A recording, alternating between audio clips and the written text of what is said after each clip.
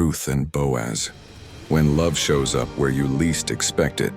This is a modernist-style retelling of the love story between Ruth and Boaz. If you enjoy this content, like, comment, share, and subscribe for more biblical-inspired stories. Ruth never planned to end up in Manhattan.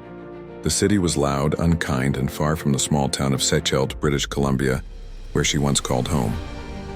Her hometown is known for its picturesque district municipality on British Columbia's lower Sunshine Coast.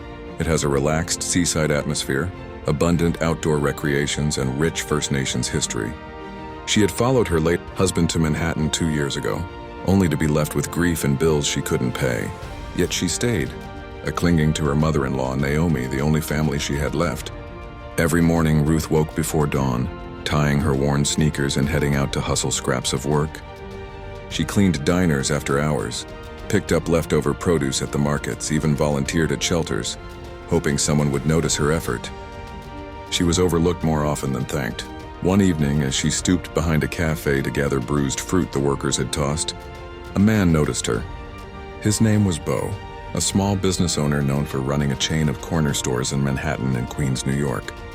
He was respected, but unlike the others on his block, he had not let money make him cold. "Hey," he said, his tone curious but kind. "Why are you picking through trash when you've got dignity written all over you?" Ruth straightened, embarrassed. "I'm not begging," she answered. "I am just taking what's left so my mother-in-law and I doesn't go hungry."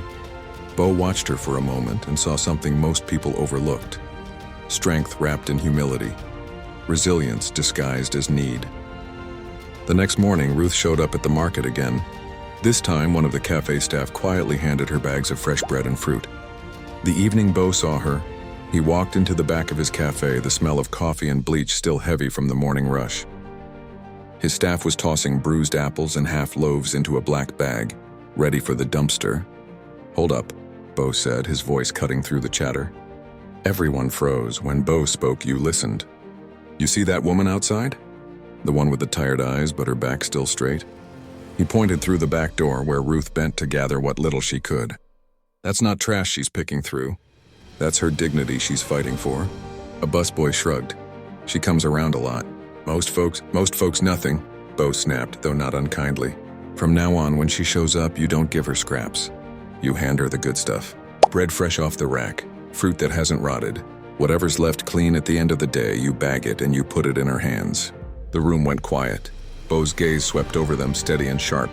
Discover the powerful tale of Ruth and Boaz, a story of love, loyalty, and redemption. Stay tuned for part 2.